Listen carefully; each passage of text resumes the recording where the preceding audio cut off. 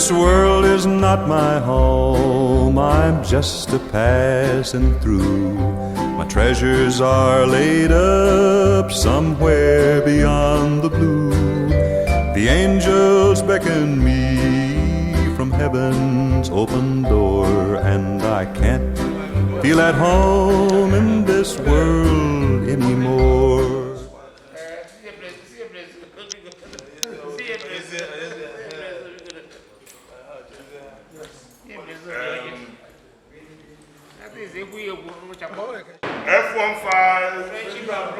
F15 because G20. Okay. One day you work Chinedu Ozomgbachi.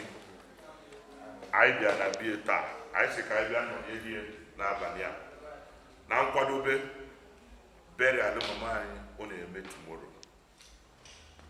Chinedu a bona fide member of F15, a true member of O40, and a major member of G20. So, honor, the vice president of Imperial. And vice president of Imperial.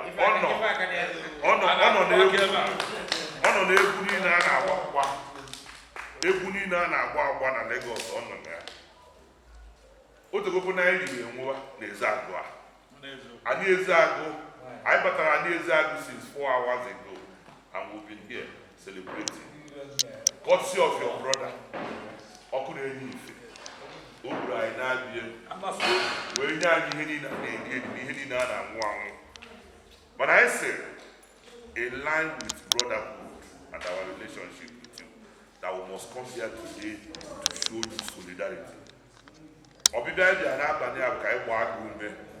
And to let you know that we will be here tomorrow for you. And on time. So whatever you're planning or whatever you're thinking, Maramwana, I am solidly behind you. And and also, Maramwana, your first 11, I do go ready for the game. I got one ball. So, women are this good. And one of the founding members of F1. Yes, also. The leader himself. Oh, yeah. The leader. Leader himself. Oh, for two. One name. Oh, no, I know the other. Oh, no, why, G20. I'm a number, I'm not going to do that. And the American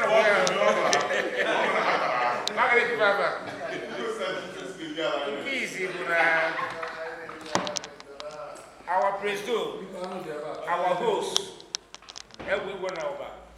Okay, you are over. The man you are about to those not made over, go over. Close those men go about. Yes.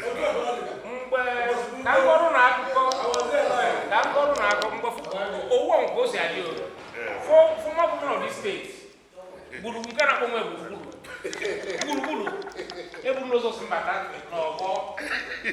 who is this man?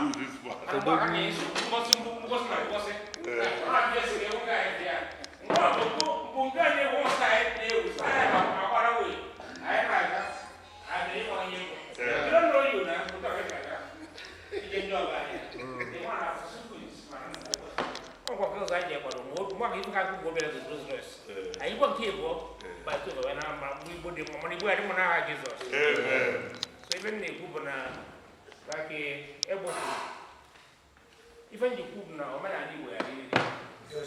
I had to do the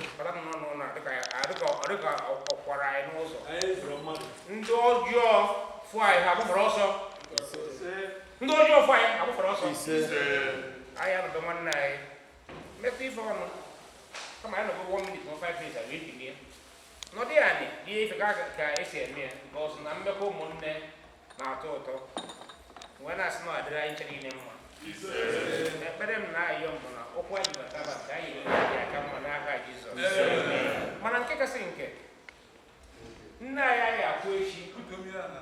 bụ nne agbagoro ama n'eluigwe gbaa n'elu ụwa na-ezuo nne wee sị na akwamozu ya bụ akwamozu ya akwasịa ya ndị be Ozomgbachi ya asị ekele dị Chineke na-akwado nne ọfụma ọzọ you a good man ezinụlọ bụ a good man ife anyị nọ ya n'abalị a ka egbukwu anyị nọ na nke ọkụ na-enye ife nye nwe my host today mana anyị sị na emesịa host a dịtụkọ okwu ka jụọ ka esi eme ndị be anyị na-asị na ka ajụọ mba ya ife anyị ka ajụọ ka ebisi akwadobe anyị abịara ka edibe ka anyị ngwa mana anyị erikwa ọnwa nke fọrọ afọ eti na moto yes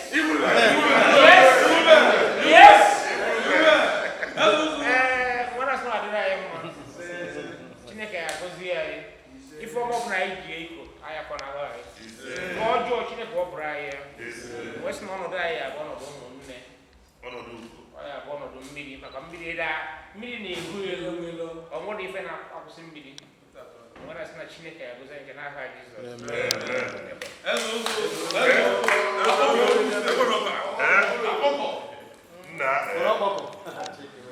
azụ na ọnọdụ ụka adịrị egwe mma mana nke egwu ọfọ anyị nọ dị egwu and otu isukwa nke ọfọ a bụ ka onwe onye na-representị G20 ebe a ga-ekwu okwu na mmanya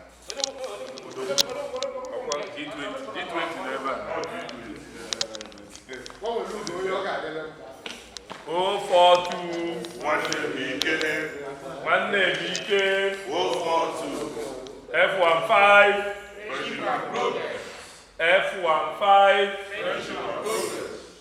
G20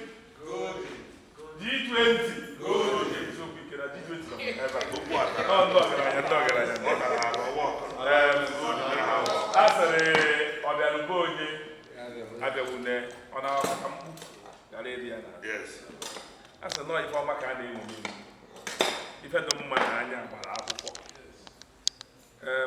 bịa dupu m ụwa onweghị onye amahọbe ọ na-adụ mma a sị nọ lee ka o si dị mma lekọta ụmụnne anyị sịrị na a na-anwụ si na-anwụ n'oge si anwụzina na nwata so ọgụrụ na anyị abịakwa ọgụrụ na ọdụ okenye nwụrụ anyị bịakwa ka anyị na-atụkọrịtakwa onwe anyị nkwado ife ọzọ a na-eme anyị abịakwa mekwa celebration ahụ anyị wee na-asị na Eziagụ ka anyị nọkwa ọkpa anyị ji wee bịa na moto anyị ji wee bịa na Eziagụ anyị naba ọnụ na moto 10 ka anyị ji wee bịa nwere ike 50 moto ya esozi anyị wee na-esi anyị niile ọ bụrụ na ọkpa na-agba ka anyị ji wee bịa anyị na-ekwu na ọkpa ya nọ ya esozi anyị wee na-ana ife a ga-ekpere anyị wee na-asị na ife ọma anyị ji wee si Oraifite si Ọba si Alọ si Ọjọọ si Benin right na ndị Enugu nọzi ebe a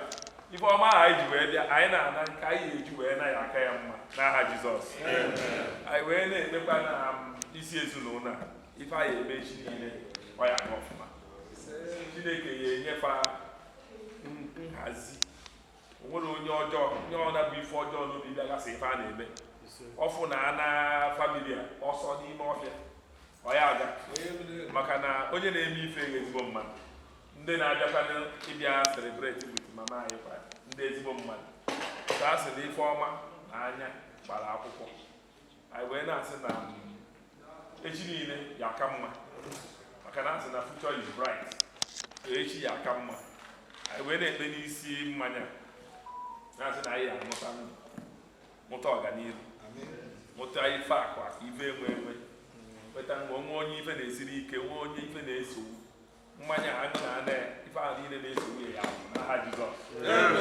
na-asị ndị ka anyị na-apụ ndị ọnya ka ndị ọrụ ife ọla na-esogbu ọ dị fat na anyị batara na obi a anyị na-apụ ife ọma ya eso anyị wee na n'aha Jizọs ebe na-asị ka Chineke bịa gọzie anyị niile n'aha nke nna na nke ọkpara na nke mmụọ nsọ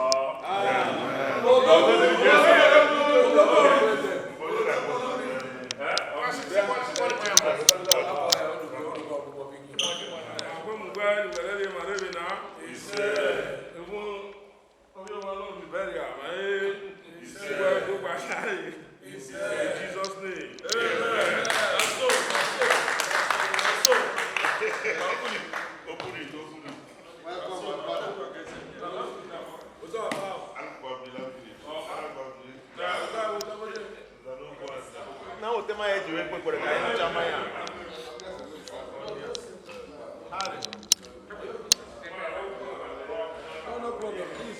There's a love in sharing. When you start sharing,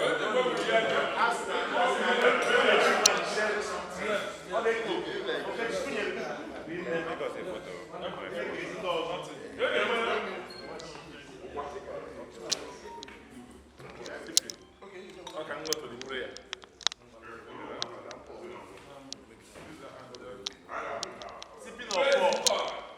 Boxing one name. Onye Ozomgbachi, onye anyị vote of thanks. A na-akpọlite ike ọha Nsụka, ijiri obi nna, enyere anyị ọzọ ka anyị na-ahụ.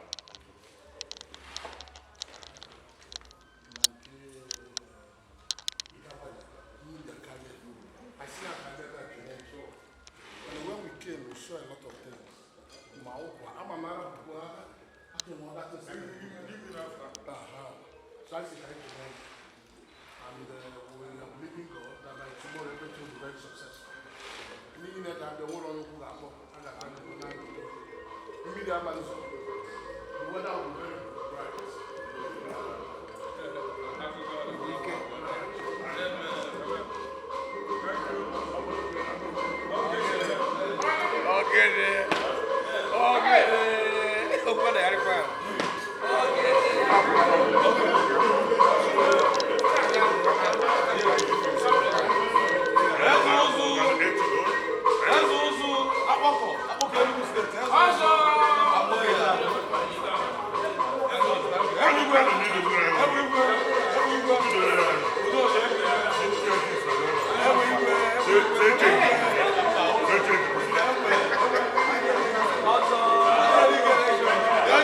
Everywhere.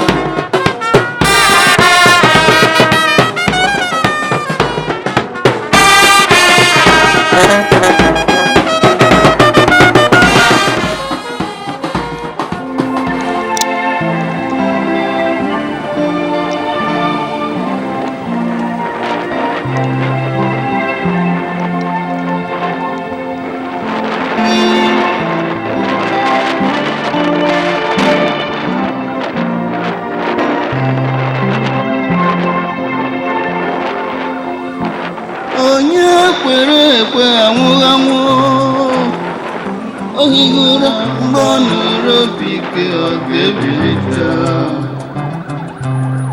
ọ ga-ebili na-enweghị uru ọbụla onye kwere ekwe anwụghị anwụ onye kwere ekwe anwụghị anwụ mgbe ọ nụrụ obi ike ọ ga-ebilite ọ ga-ebili na-enweghị ure onye kwere ekwe anwụghị anwụ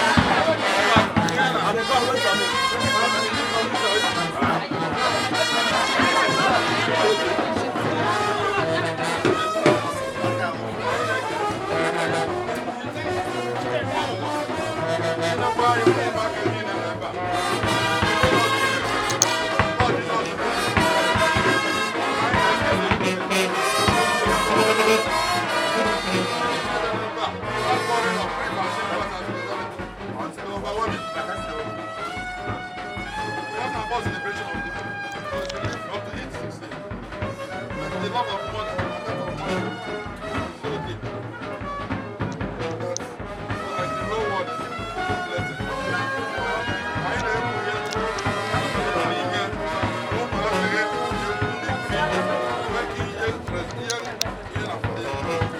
last time.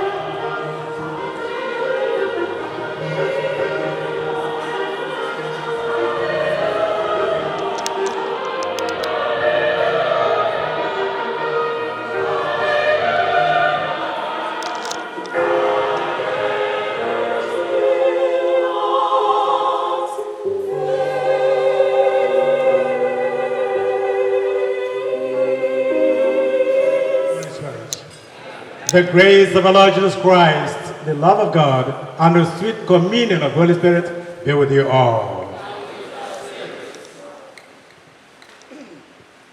Good morning, all. On behalf of St. Mark Parish, I am welcoming everyone to this august occasion of the burial of our mother, Justina Ozomgbachi. And we're asking God to sail us through this great ceremony and in the process get all of us blessed to the glory of God. Thank you.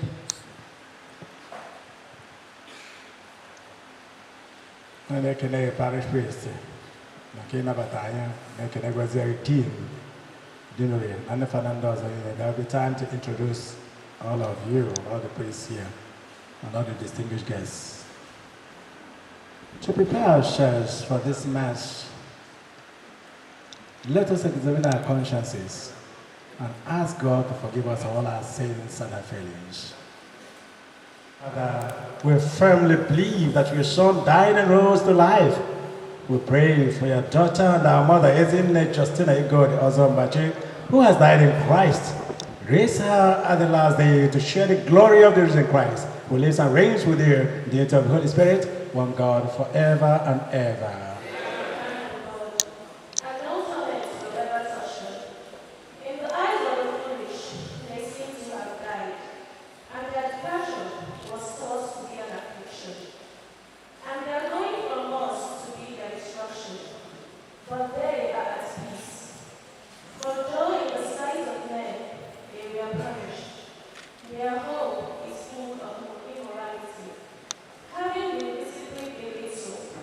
They will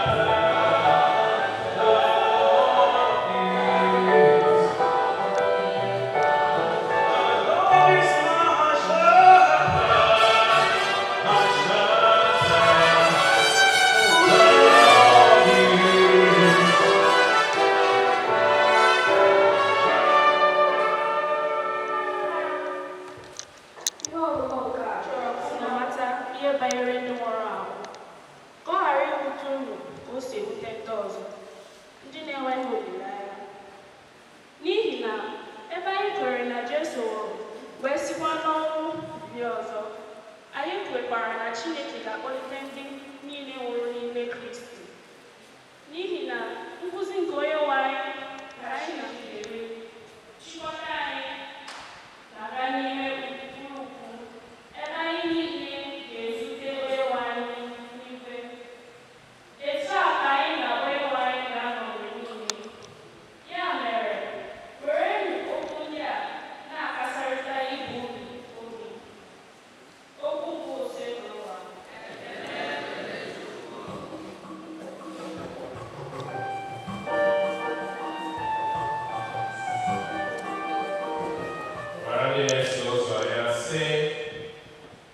Obi amụrụ ụlọ mmiri, kwerenụ na Chineke, kwerekwanụ na m.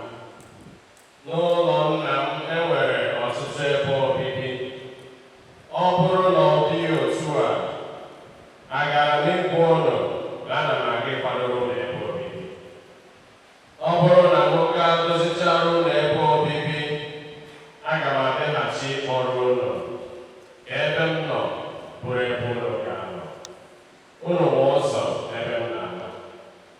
Tọmọs asị ya, Onye nwe anyị amaghị ebe ị na-ala. Olee etu anyị ga-esi mata ụzọ ahụ? Jisọs sịrị ya, mụ onwe m bụ ụzọ, eziokwu na ndụ. Ọ dịghị onye ọbụla ga-abịakwute Nna ma ọ bụghị site na m. Oziọma gọziri ụwa.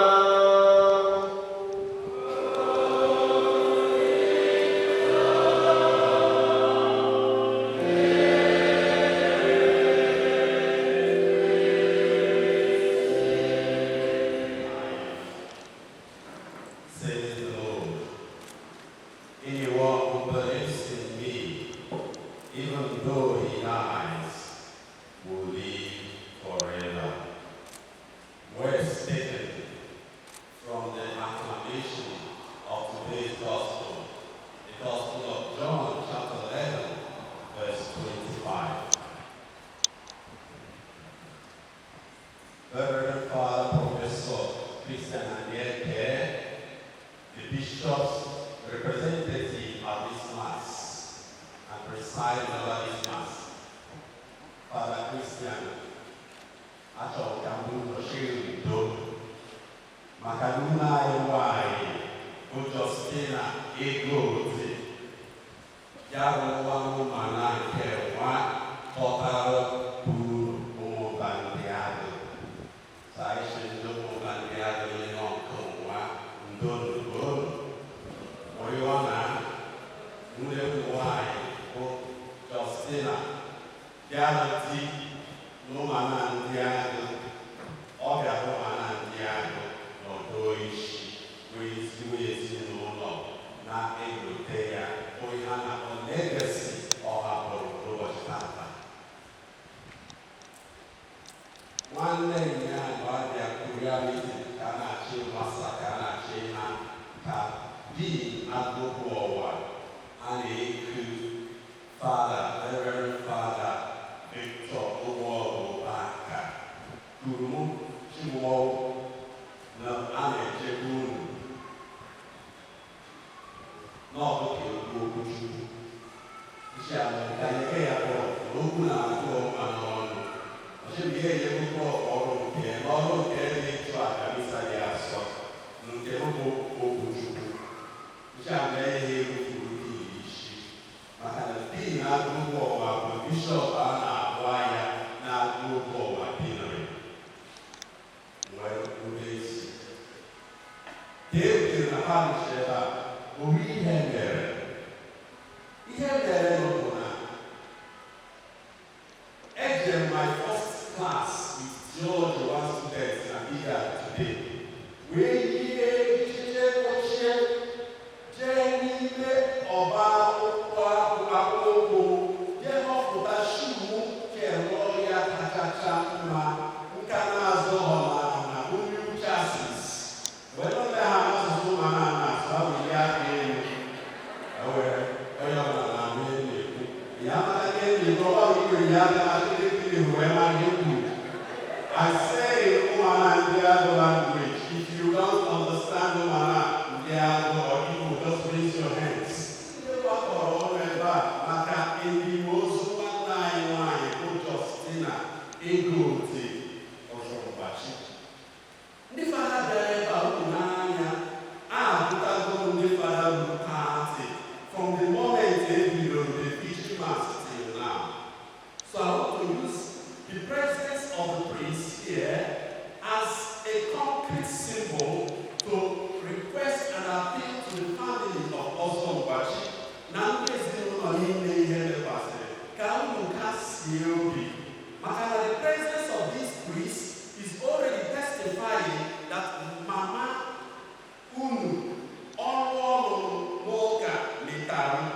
ọhụrụ.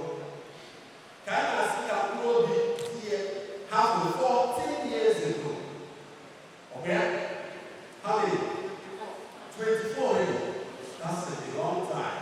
So she has kept this family strong and united and going for more than 2 decades. That's the testimony of the strength of the woman we are talking about. So I'm assuming Honorable Dr.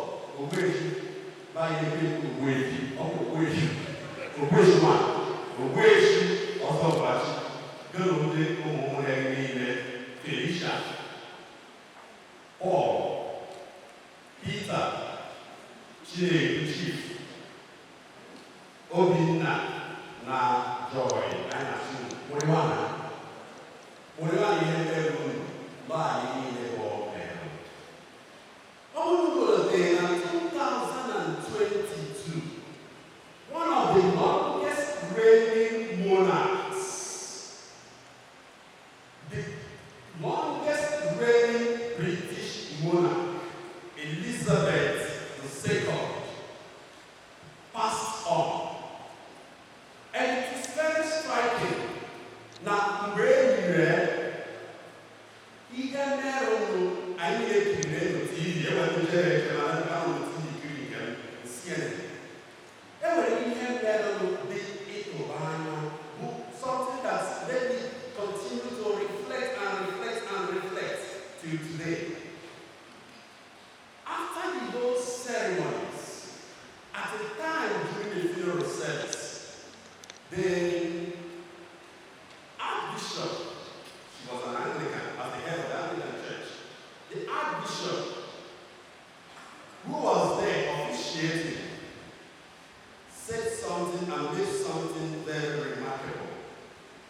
The Archbishop said at the time, and I will quote, the Archbishop of Canterbury I'm talking about, now, let us remove all symbols of power from the coffin. The coffin of the queen had symbols of power. The crown, the scepter, the orbs, everything signifying power. We are on top of the crown at that moment. If you recall what happened during that time. So the Archbishop of Canterbury, she was not called a queen again. She was called our sister. So that our sister Elizabeth can be committed to the grave as a simple Christian. Not all one Christian, as a simple Christian, like any one of us. At that moment, something happened. It was almost like a dethroning moment, a moment of dethronement. The staff of the office was first removed, then the scepter was removed, the crown followed, and all that message Christ came to Martha when she came to him, giving Martha when Lazarus died. The correct version I heard says, I am the resurrection and the life. He who believes in me, even though he dies, he will live. Jesus did not say, he who believes in me will never die. It is the correct name in Jesus' name.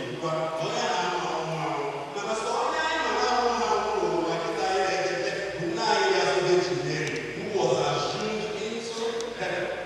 So the saying is that he who believes in me, even though he dies, will live forever. Some people can take away now, or who are holding or not anything, all that things were, and that is the message of Christianity. And I am happy when I looked at your brochure and I discovered that this is a family who believes in life and believes in death. The present attitude of Christians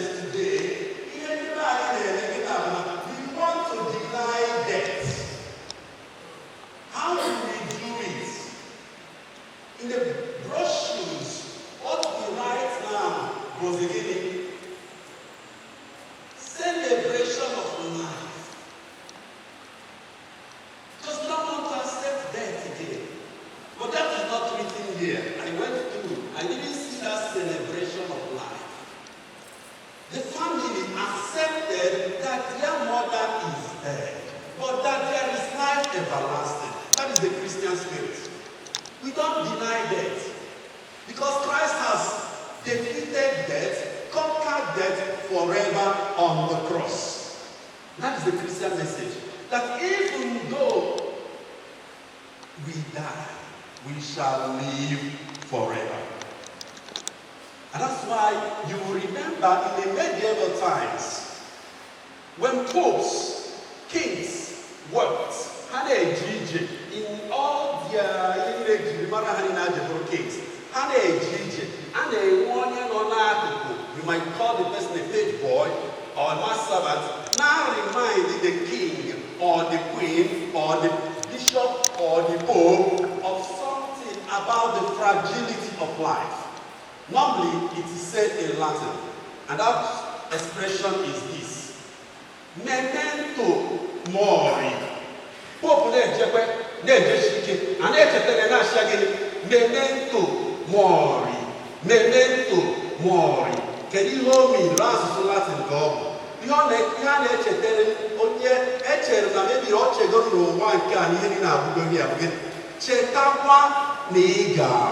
remember you will die. Remember you will die. That is a constant Psalms. You will find it in Psalm 90.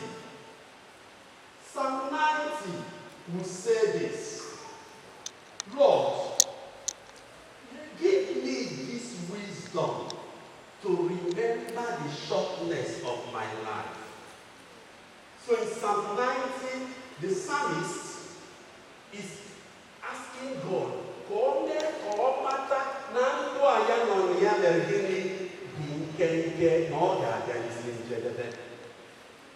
and the psalmist again, in the same Psalm 90, verse 5, will say that our lifespan is 70 and 80 for those who are strong. Our mother showing that she was super strong. The man is seated already more than 20 minutes before the mass. It's not the first time he's doing that. It is customary to him. Each day he has an activity in the church. He is there 20 minutes, 30 minutes before the activity begins. That's showing that this is a family rooted in Christianity and in the Word of God. There is so much to be emulated here in this family. Both in the children, the children of our mama, Justina, was baking. And she was also someone who sewed clothes. On her head, they bakery, bread, fish roll, and milk, of off. Here, the milk is all we have, never lost. So she was a hard-working woman.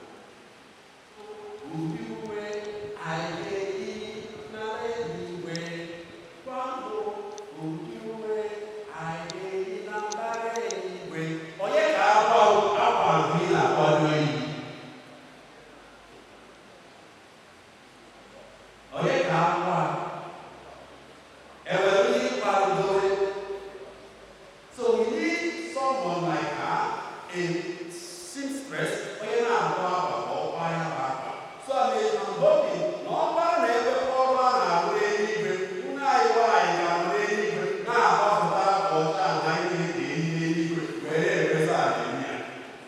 so now what will be in heaven? My own papa,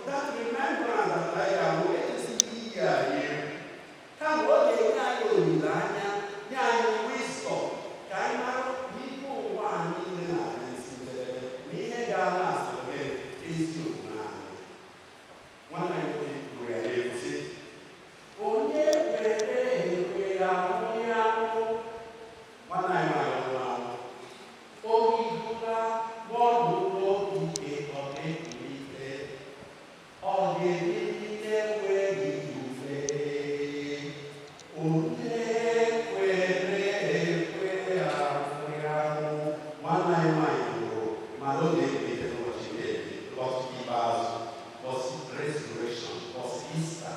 Ya bụ olileanya anyị, ya bụ ekpere anyị, ya bụ nkasi obi anyị. Ka Chineke nara ekpere anyị isi nwanne anyị nwanyị bụ Justina Egodi Ozomgbachi n'ihi Okoli, onye ji oyibo nke wee mara.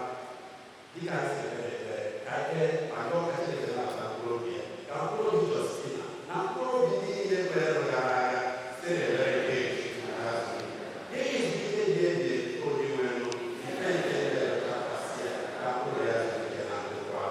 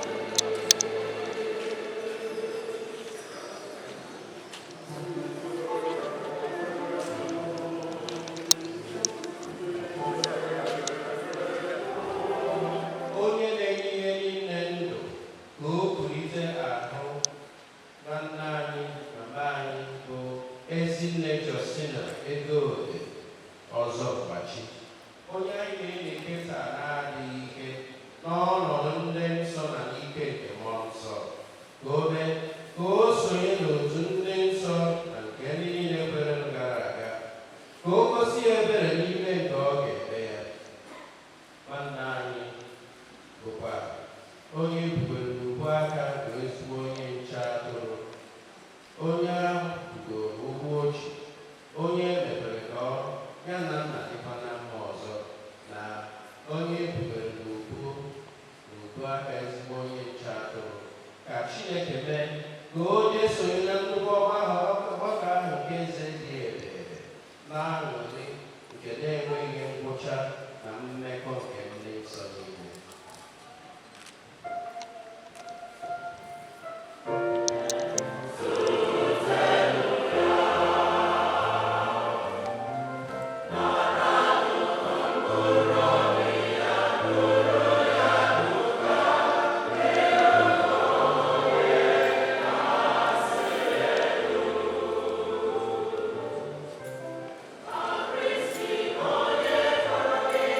Now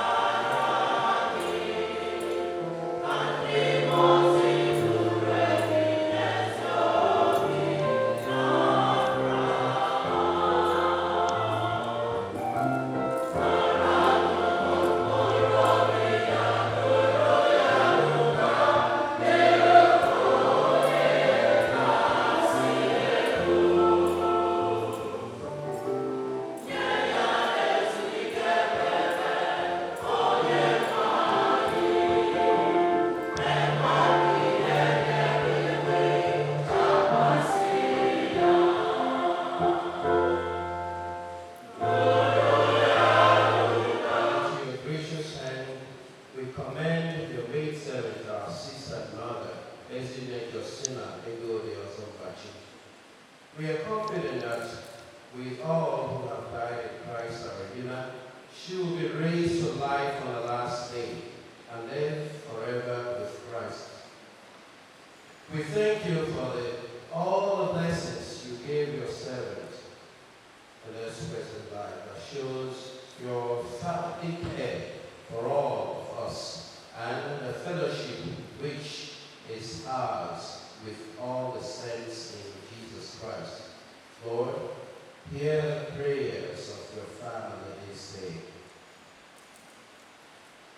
Welcome your servant, your maidservant, our mother and sister Ezinne, Justina, Egodi, Ozomgbachi, in paradise, and help us to comfort each other with the assurance of our hope in Christ, to be with you and with all that are dead, especially our sister Ezinne, Justina, Egodi, Ozomgbachi, connect our prayers in faith through Christ our Lord. Amen. May Justina, Egodi, Ozomgbachi dwell in perfect peace. Amen. Amen. I Chokufune from the family of Ozomgbachi, Robia, Kenendi, Darasoroha, Ishimamaha, Bye Bye.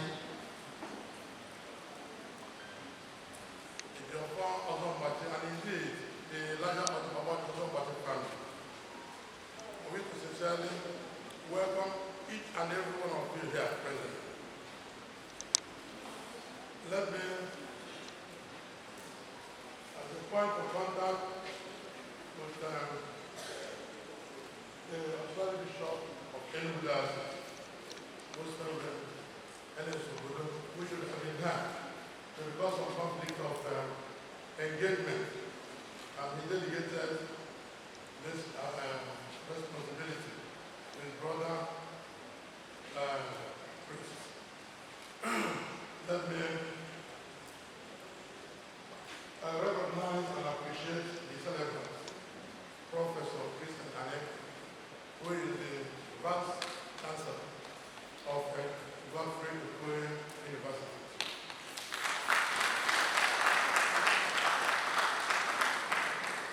Christian Anek is my maternal grandfather. My father comes from Ozomgbachi. I just can lead them the village and Romana. So I can say that I am one that when I go to one is a good in Babylon. I think I can look in Babylon.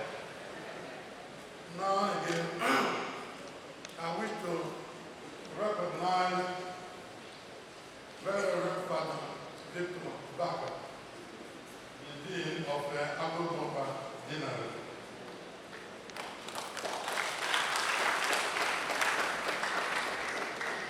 Reverend Father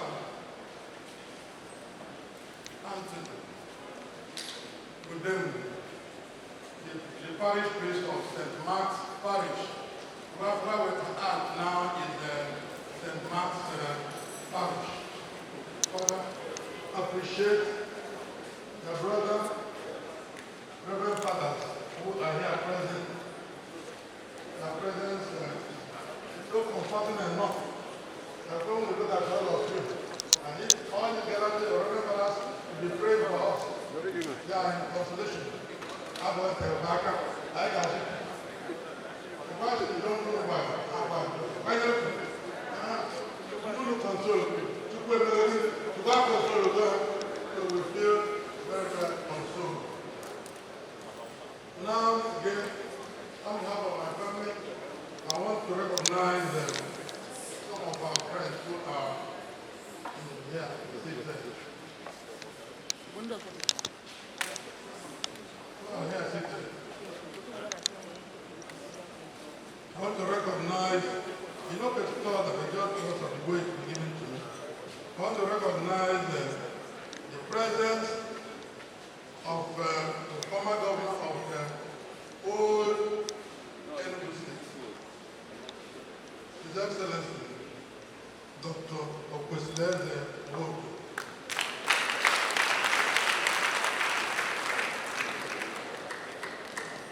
to recognize the presence of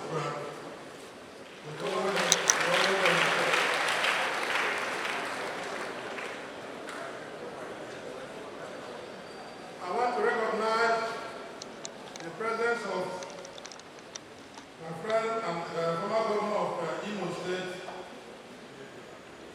Right Honorable Emeka Ihedioha.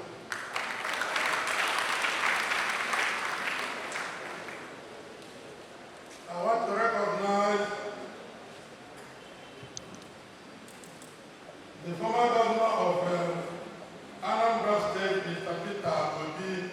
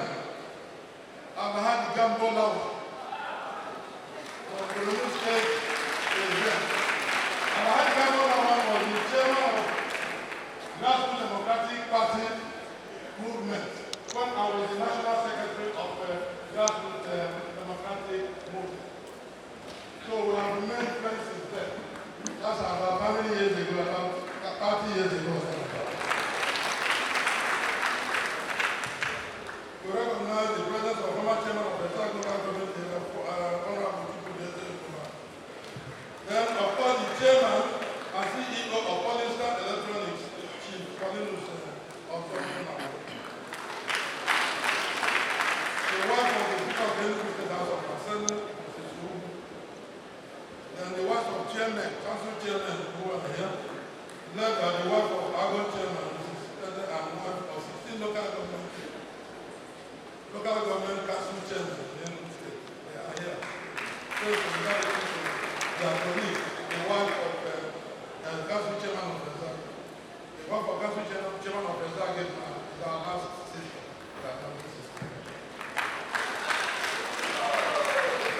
Then of course the wife of the state government, led by Barrister Egodi. The Right Honorable Pat Asado is here. Welcome you, Dr. Pat Asado. Now, let me, on behalf of my family, also recognize Chief Cosmas Opokanaba. Not only Opokanaba, welcome you. And His Excellency,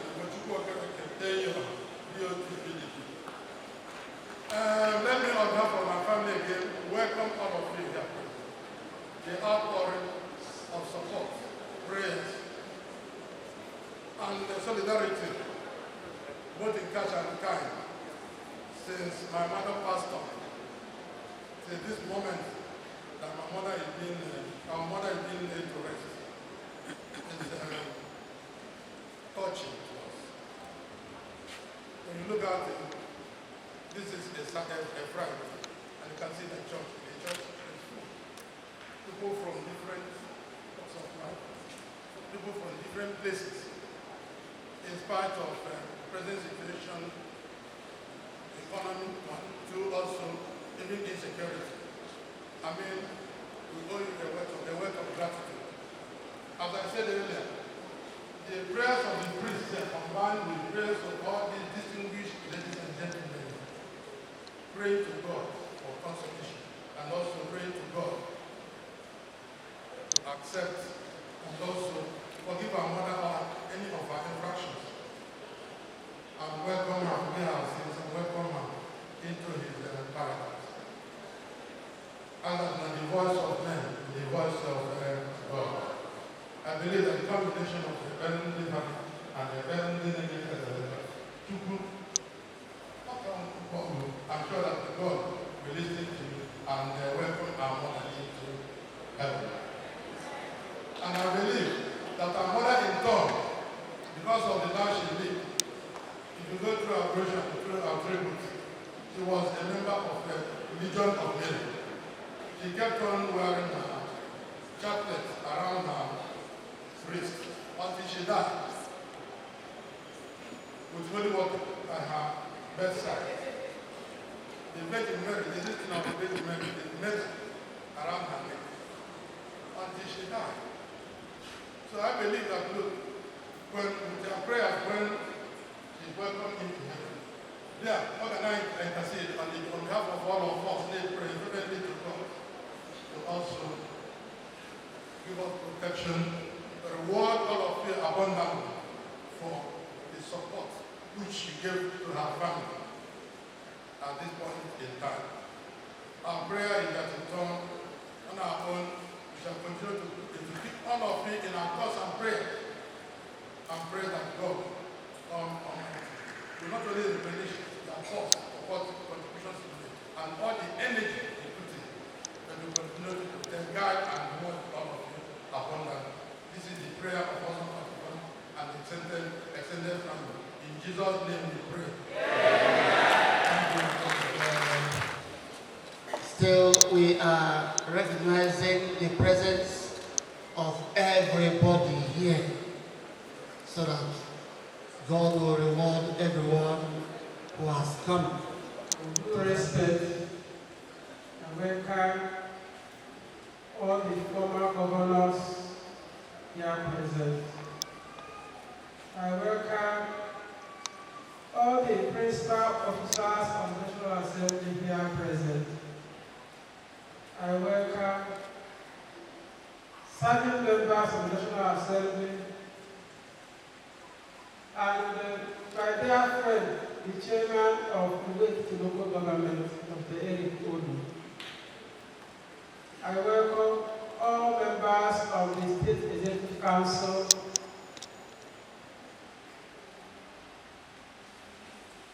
ladies and gentlemen,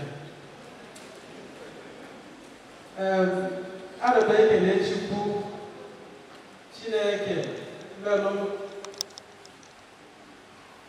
Egodi Justina Ozomgbachi wee bụrụ my mother-in-law. She's a very wonderful woman. A woman who supports her children, prays for them every time, and I benefited so much.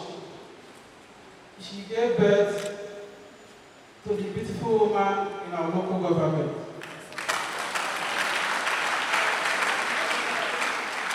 And a whole lot of wonderful, excellent guys who are doing very well in their chosen career. One of them is Egodi or Ozomgbachi. You could see from the galaxy of people here present, men whom he has worked with, who could find time flying from different parts of Nigeria to join us here, testifies or attests to the character of Egodi Ozomgbachi that he actually lived well, in a very special way. The father, the bishop, John Kalari Mass, who showed his solidarity. Bella Yellow, Kachineke, Yaka, Blue Mari, Boari and Jia, Wenabatia, Libre. Ekin Magna Jareba, Nasi, Nukunji, there's a local government. Nukunji Katamana and Diag, Nuyanaba in peace. If the person happen to go now, who don't the real.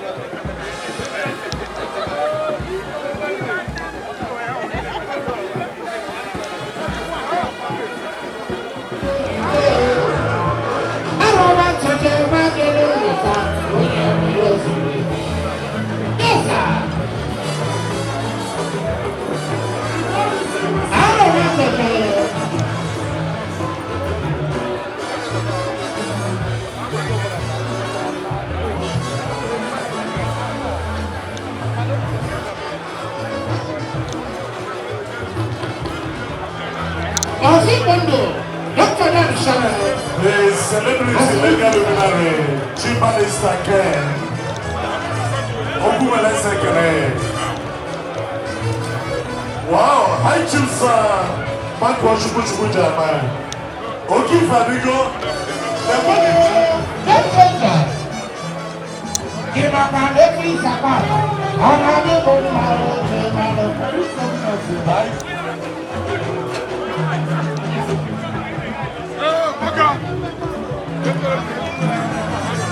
what do you want to say? You better get somewhere.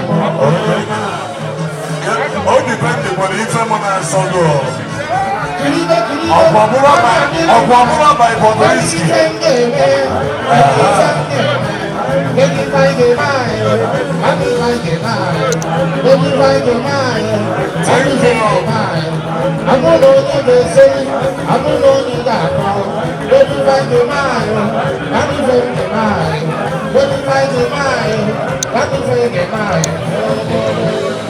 That is a wonderful performance by the Commanders International Band. Distinguished ladies and gentlemen, you are highly welcome. That is Prince Ejim Ifede, the leader of all the young Igbo billionaires in Center of Excellence, Lagos State and Abuja. Ladies and welcome in Kentika and Ghana Bambulu Mirin on a wanted list in this house.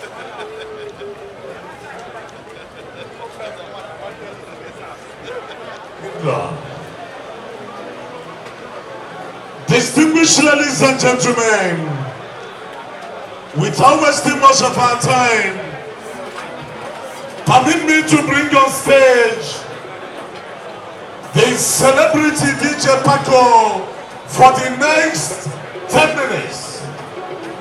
Paco, you have 10 minutes. Ogumelezekene. Papa Chimobi, I'm happy to see you today.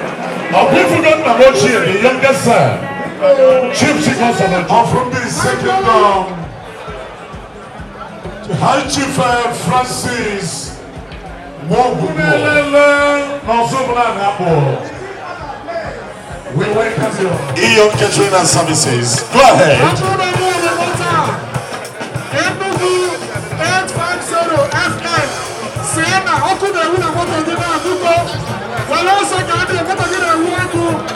Thank you.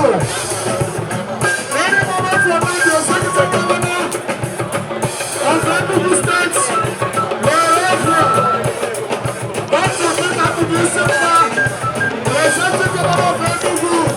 please, the chief mother, Ozomgbachi, Obuefi, you are highly needed.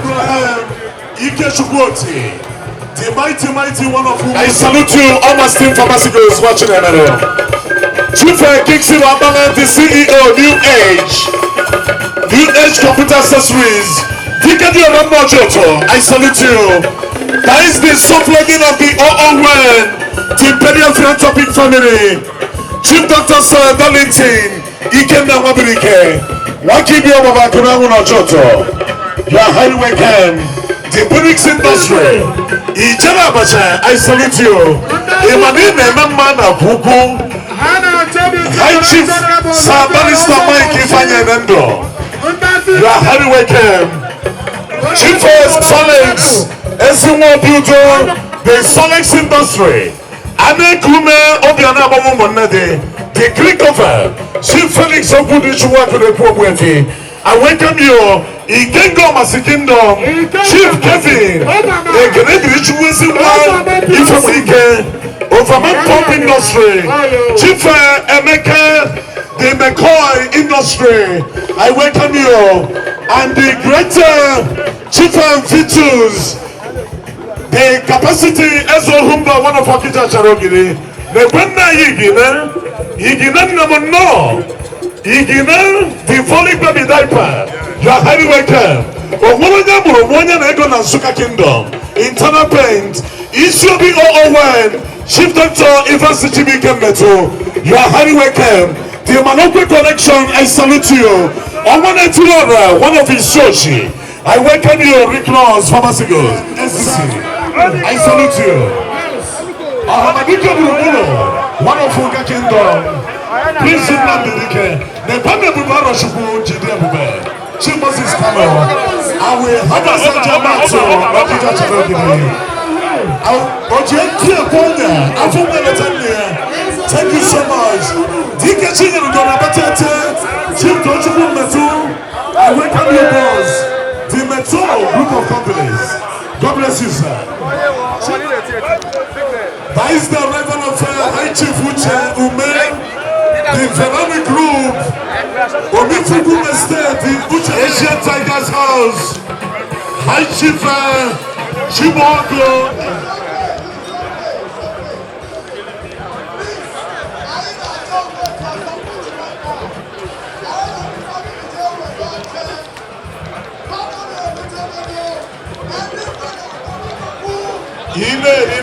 How much would they? Thank you so much.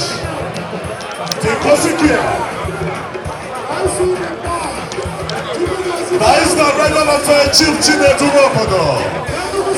And two petites. Please, the long arm is not allowed in this tent. That is the two petites. And can I reach you offense here? There's a more offense here, actually. Thank you so much.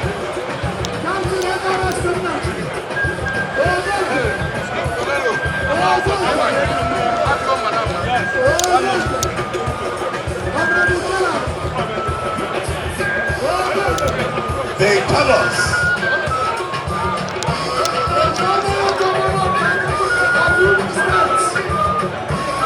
High Chief Dr. Chukwuemeka Okonkwo, Emi Frank Bange Terminal.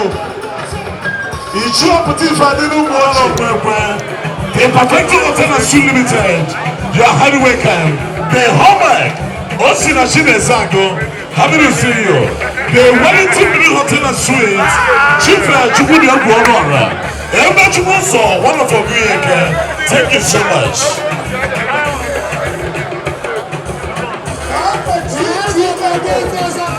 My father.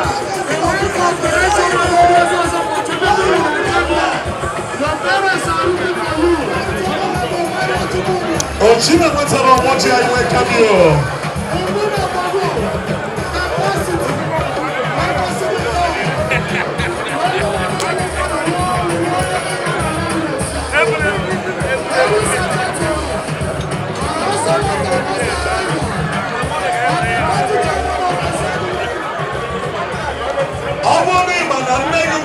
Again, 85, 90, 100. I'll check it here.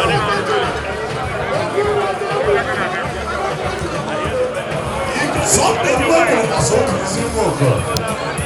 Who know one of Urobi Kingdom? The youngest philanthropist and billionaire of Urobi. If you are your other brother, Harrison, you hold your other brother. Okay, when I'm low. They don't stay to the okay, when I'm low. Okay, when I get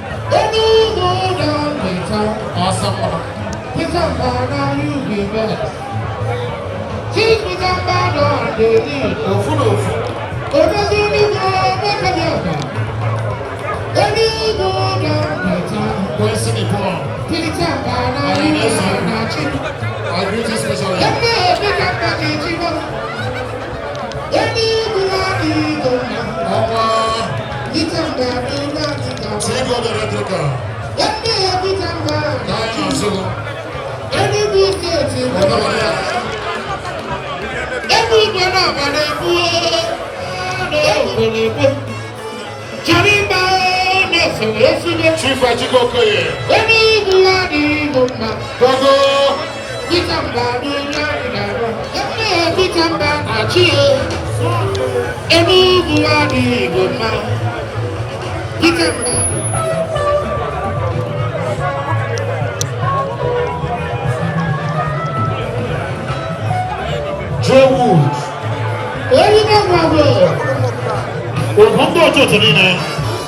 President F15, Committee of Friends, Okaba Ekene, Esbon Mado.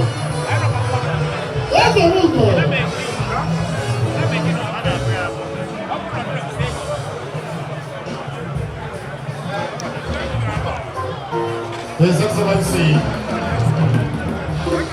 Chief Faza Kihidoha, Diana Zoganaka, Never.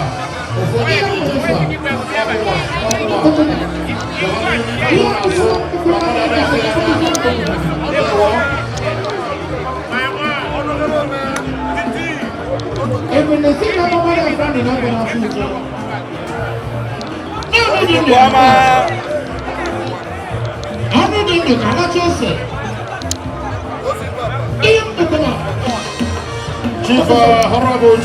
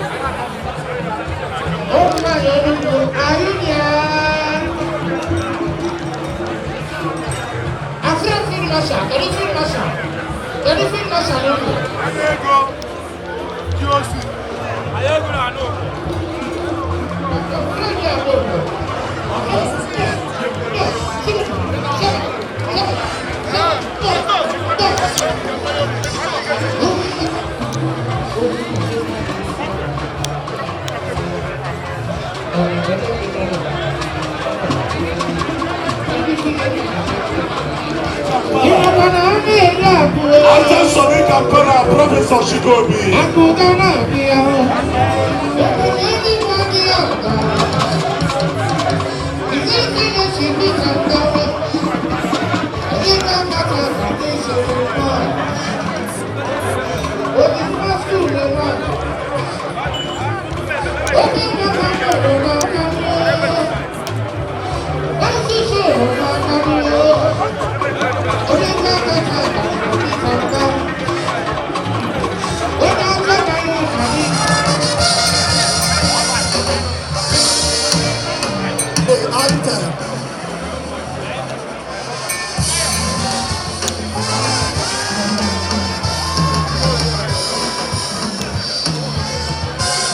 Right Honorable Emeka Ihedioha, our dear senator has always been here with us.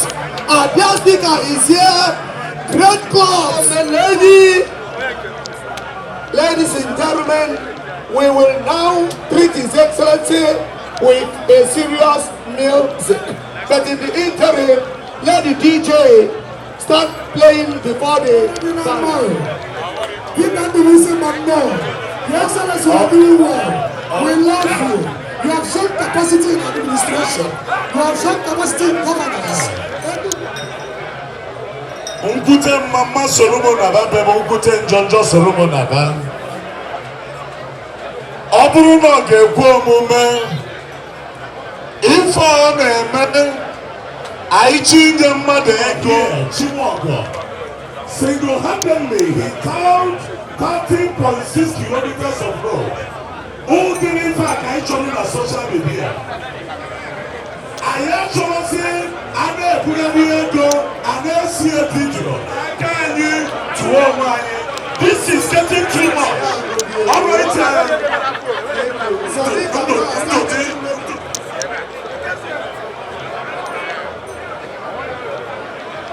let's go there, no tournament.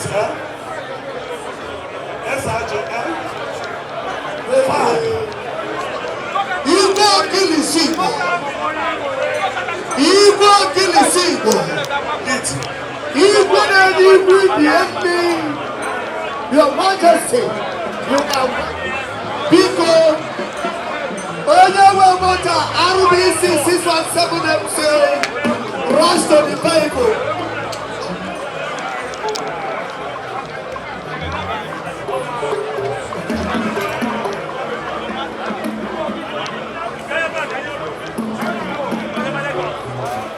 Sorry, Kampala, Biko. Sorry, Omo. Sorry, Kampala, Omo.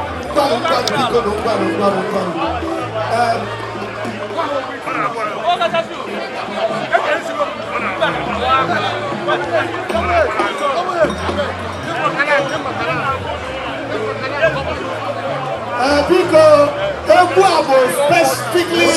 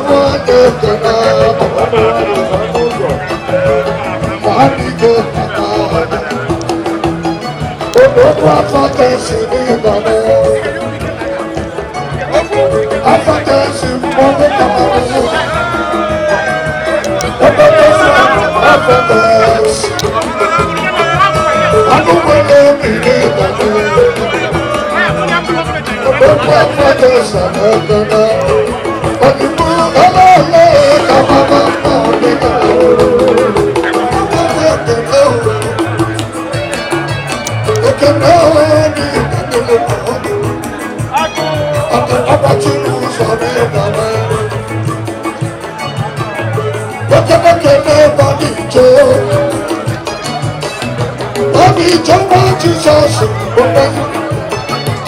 I know you love to something.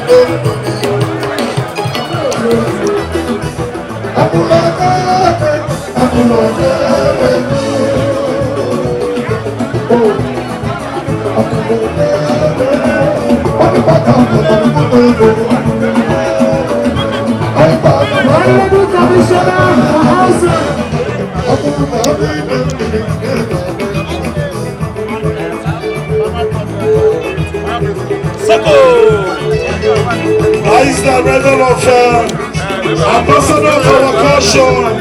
Let me go. I'm not church now. Not from my state. They fancy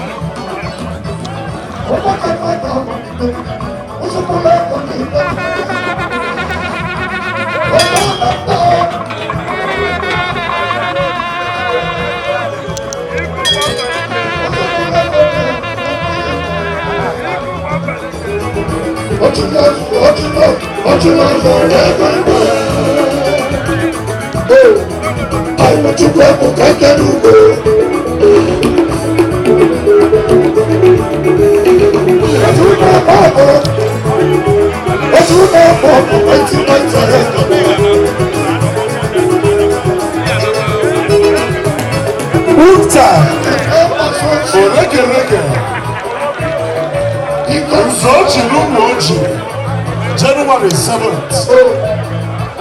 Ayejemo Kobe. Afia for agony is sure. The gentle global. Virtues. Ahamalike General. President America. Chime Tugo. Noboduko. High Chief Tugo Nebuchadnezzar.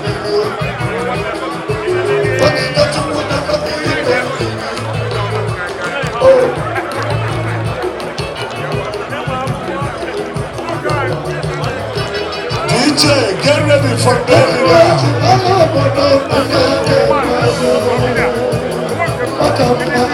Ozomgbachi, let's have your wife here. Sky, see me take it.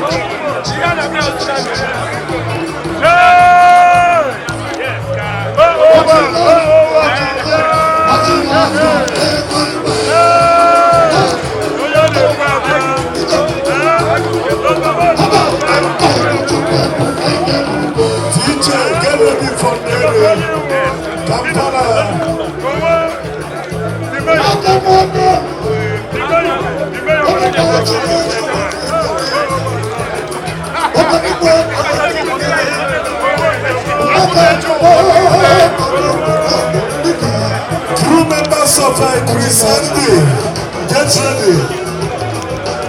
Ozomgbachi is here. Baron, thank you. DJ Paco.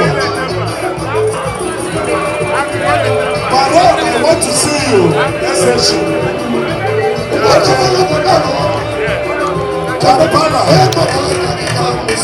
Kampala. Kekeri, where are you?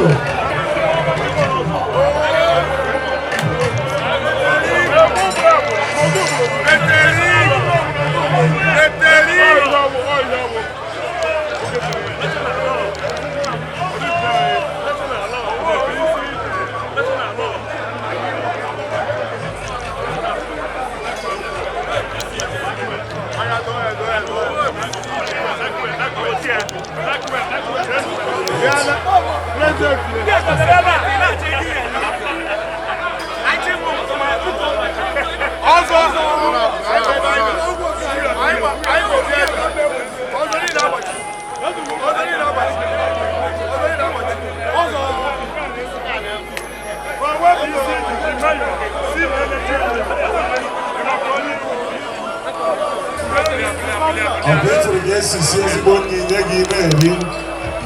My name is Ozomgbachi. General Pamalo can end them.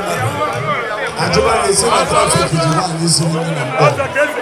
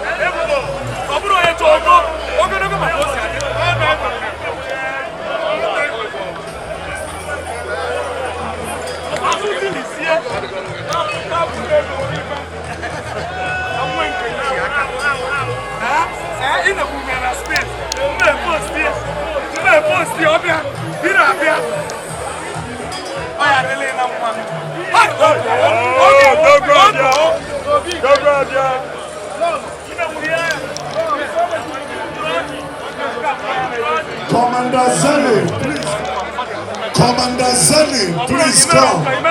Your madam is looking for you.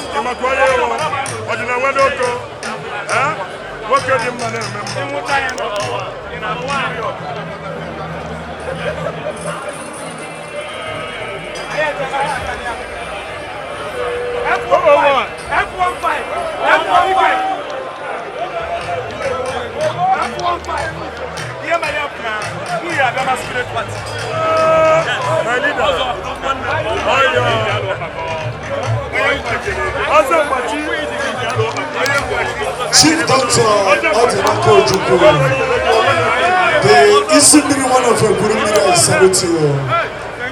High Chief Kenny Ifani Okolo, the Anyeko Burubulo, I salute you. If I take up now. Chief, I stand your this way, Excellency.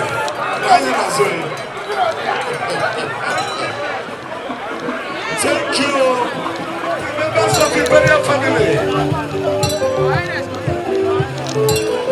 Jinesi for the King of Wallet again.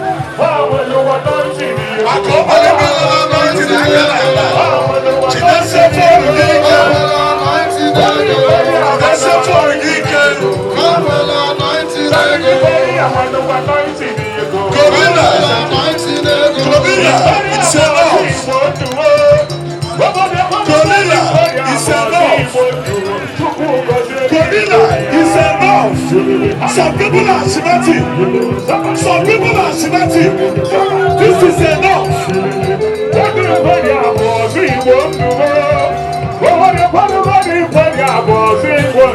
Gorilla, this is enough.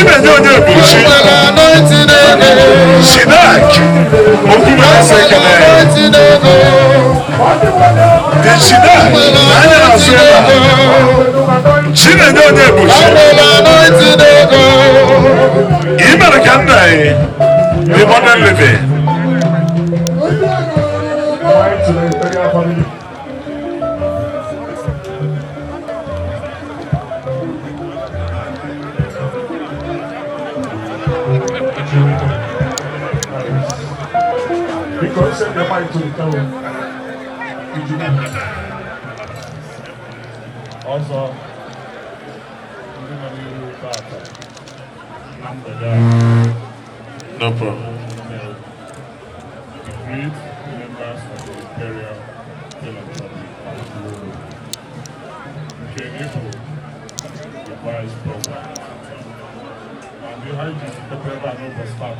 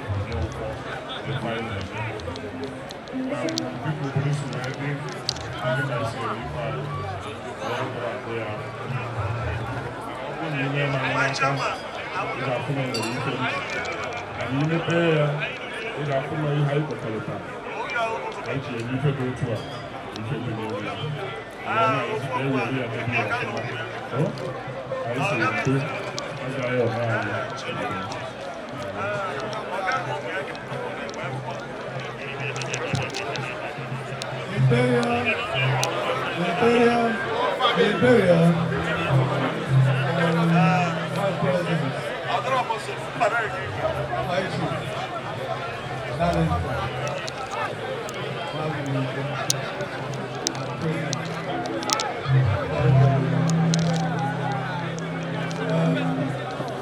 150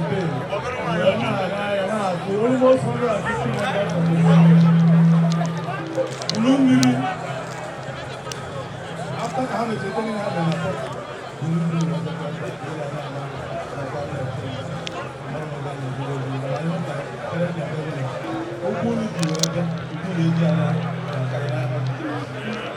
Why don't you to be ever and also?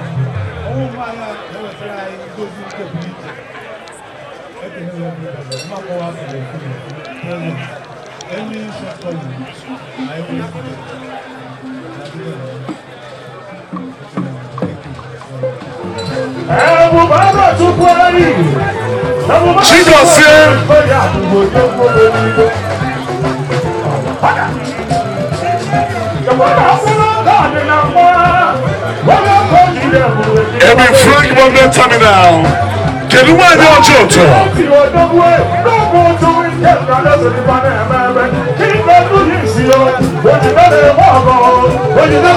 Chief Chicken I could not see wheel of here.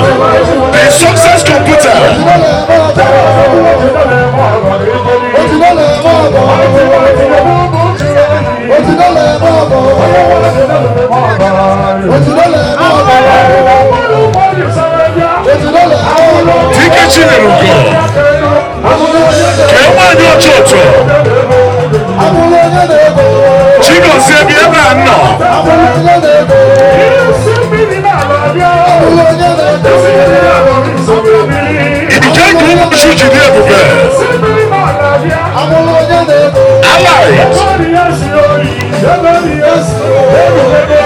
Multi-concept.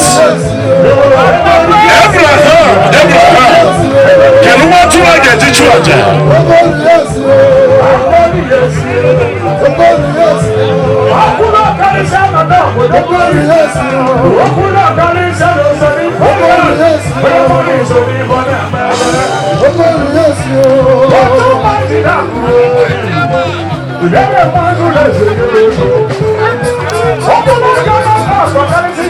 Ikegumushu, Chief Odina Otibelo, I'm happy to see you. Ekumire Chiche, Otaino Ward. Or what if I get again? A very good man. That is Emeka Koyosha, who go to be no more. Or not more get it.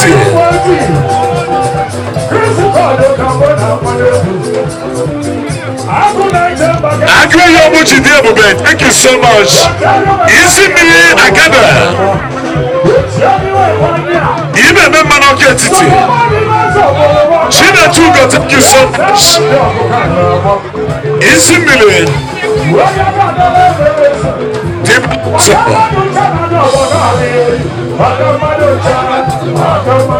Tilacha money. Emanine memana kuku.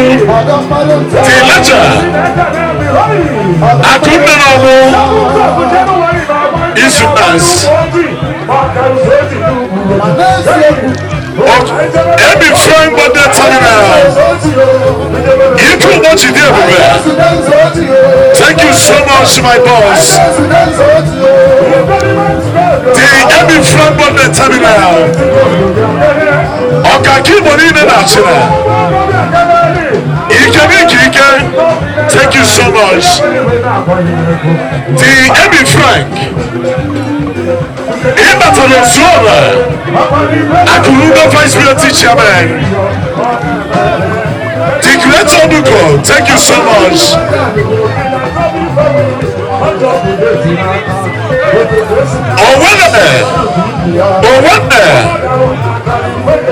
That is issue of Petit Father.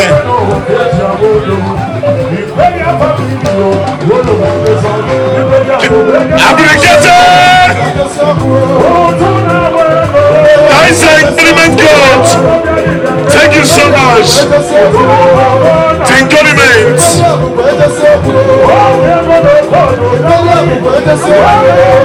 Owele.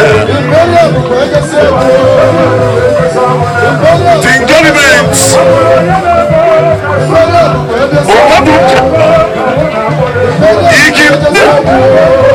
Ikine. Tifolic baby diaper. Daniel Owa. Nena Ikine.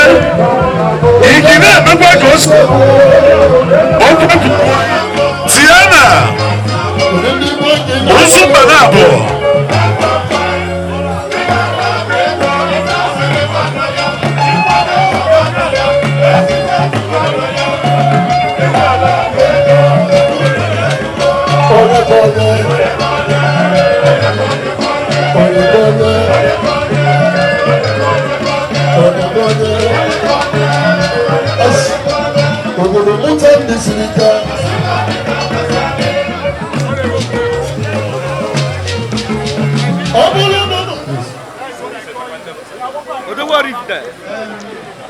Ndị ọcha jenu chenji akwa na akwamozu agbasago.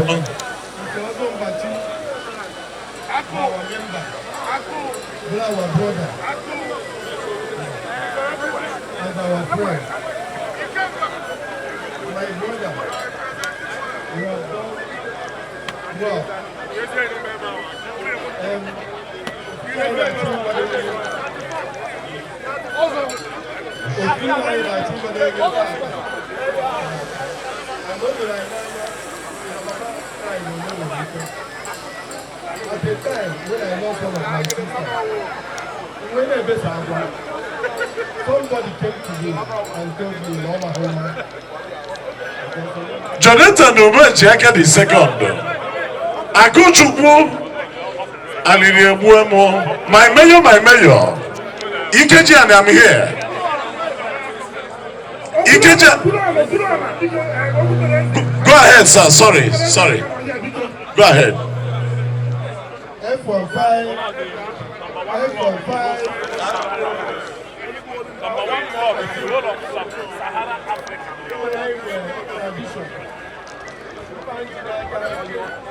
Nobody is there.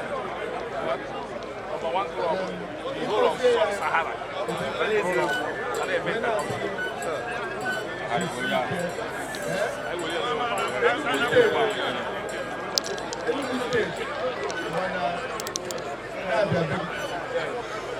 Invasion, guys,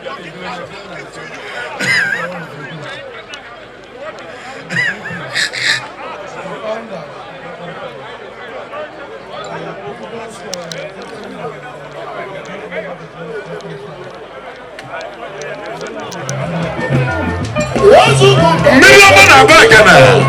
Ike ọrọba, ike ọrụ ide mmiri. The mayor, the Harrison.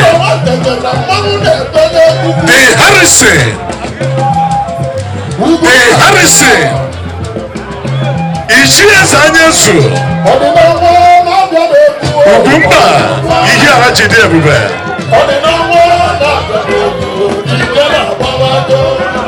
The Harrison.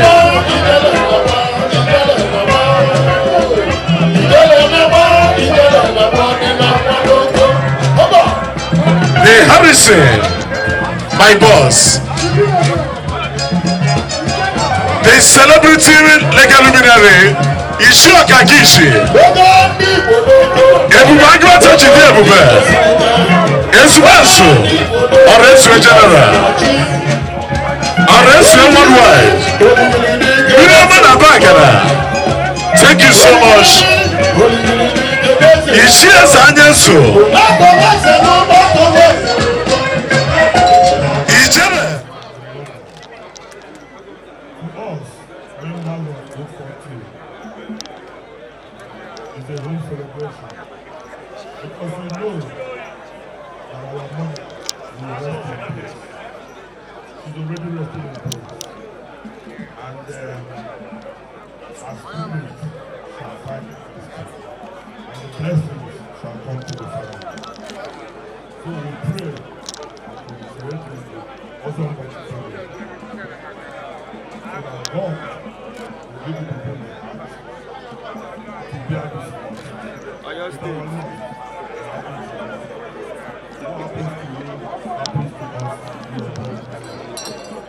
Of